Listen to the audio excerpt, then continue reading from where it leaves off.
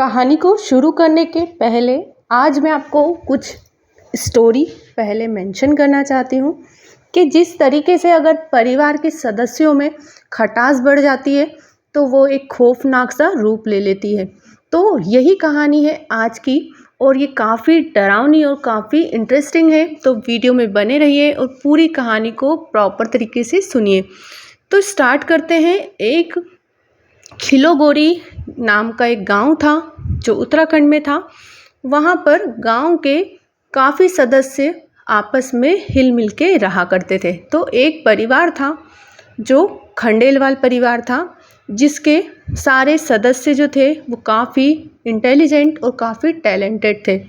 तो जो खंडेलवाल परिवार था उसमें जो बड़ा सबसे बड़े जो बुजुर्ग थे उनके वो जो गांव के सरपंच थे। अब परिवार काफ़ी बड़ा था तो खटास भी चलती थी और प्यार मोहब्बत भी चलती रहती थी। तो उसी के बीच में एक ऐसी घटना घटी जिसके बाद से आपने भूत प्रेत में विश्वास करना चालू कर दिया। खतरनाक सी ये कहानी स्टार्ट करते हैं और चलते हैं पहले 1 महीने पहले।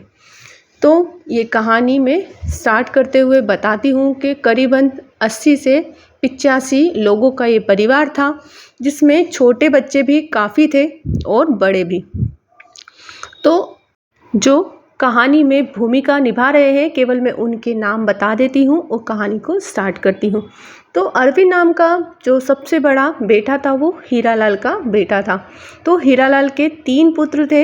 एक था अरविंद था, एक अभिमन्यु था और एक पवन नाम का पुत्र था। तो सबसे छोटा जो था वो पवन था। वो काफ़ी सक्सेस था अपनी लाइफ में।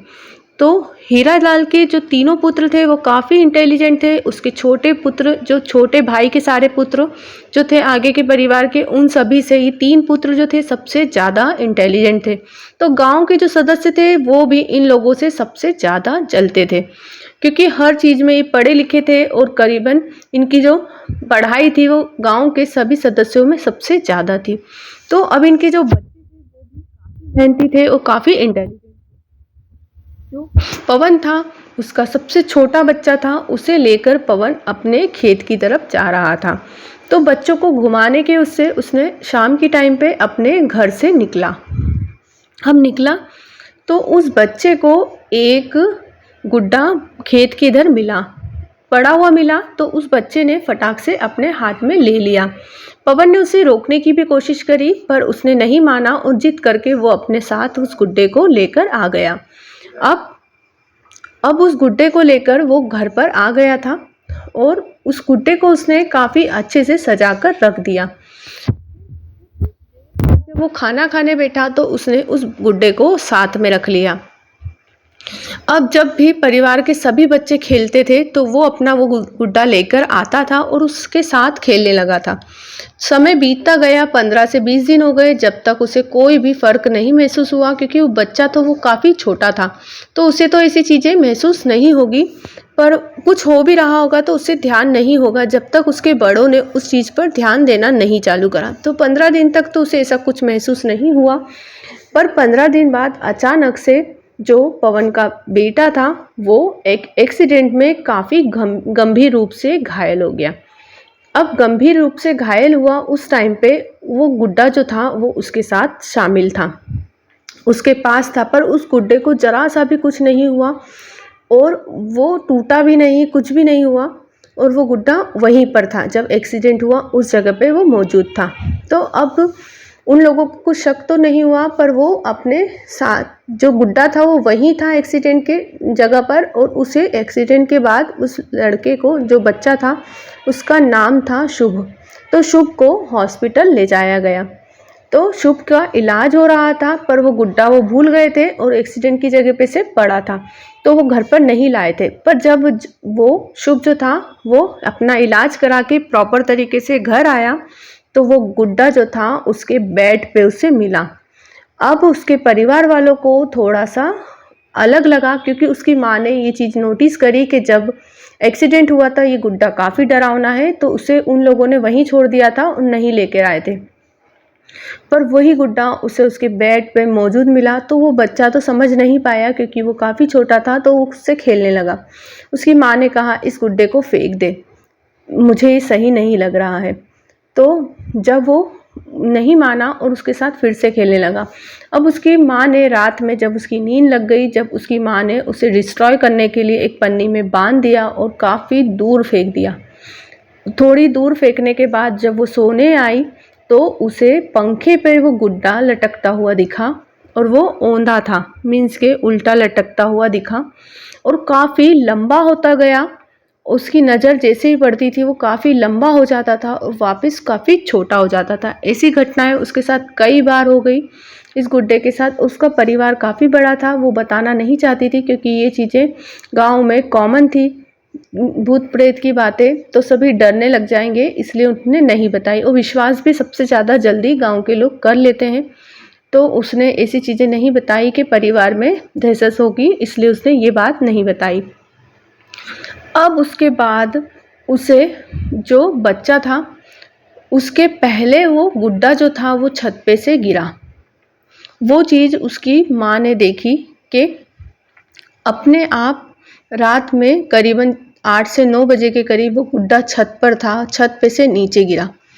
तो उसकी माँ ने एकदम डर के मारे कहा कि इस गुड्डे को तो मैंने बांध के फेंक दिया था, पर ये कैसे आ सकता है वापस से छत पे से।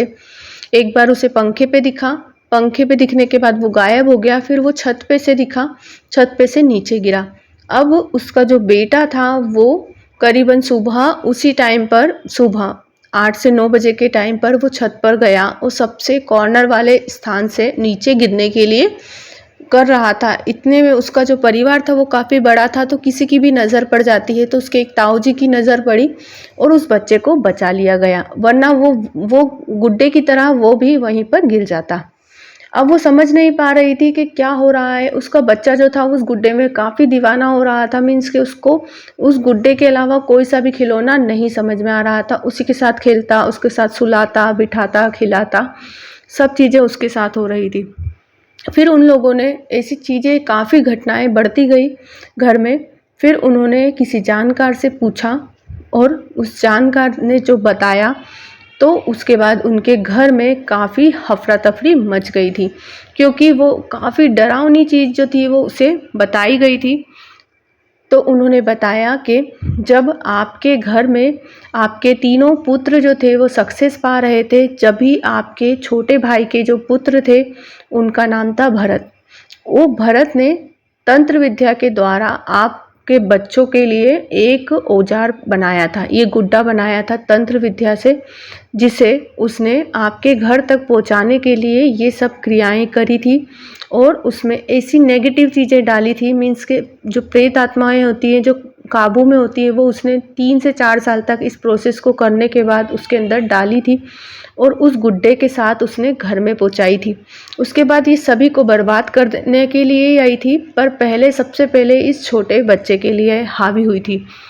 तो उन्होंने पूरी प्रोसेस को दोहराया। अगर वो गुड्डा थोड़े दिन और रहता तो उनके घर के हर सदस्य को नुकसान पहुंचाता, क्योंकि वो काफ़ी डरावना और काफ़ी नेगेटिव था।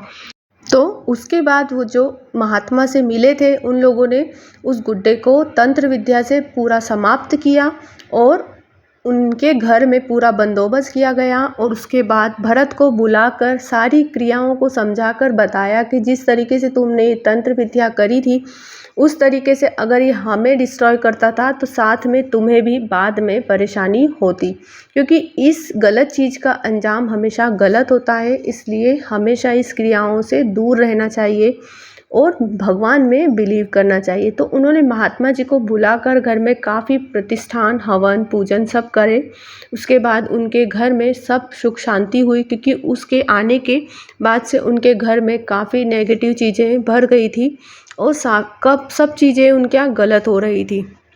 तो फ्रेंड्स, आपको मेरी कहानी अच्छी लगती है तो आप प्लीज़ मेरे चैनल को सब्सक्राइब ज़रूर कर दीजिएगा और वीडियो पसंद आए तो लाइक और शेयर करना ना भूलिए। इस तरीके की सत्य घटनाएं मैं आपके साथ शेयर करती रहूँगी और आप मेरे चैनल को ज़रूर सपोर्ट कीजिए। Thanks for watching.